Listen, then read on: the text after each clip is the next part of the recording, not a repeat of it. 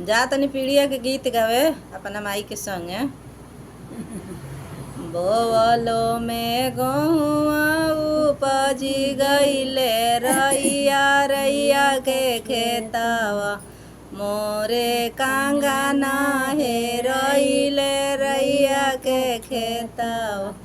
अपन ससुर रहिते त जोही के ले आइते सखी के ससुर, हे जो हेला मन मौजी सखी के ससुर, हे जो हेला मन मौजी सखी के ससुर।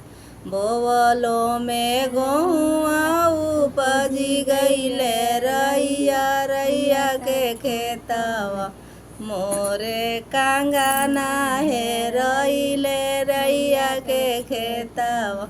अपन भसुर रहिते त जोही के ले आइते सखी के भसुर, हे जो हेला मन मौजी सखी के भसुर। बोवलो में गहुआ उपजी गईले रैया रैया के खेतावा, मोरे कांगाना हे रईले रैया के खेतावा। मोरे झुमुका हे रईले रैया के खेतावा। अपन देवर रहिते त जोही के ले आइते सखी के देवरा, हे जो हेला मन मौजी सखी के।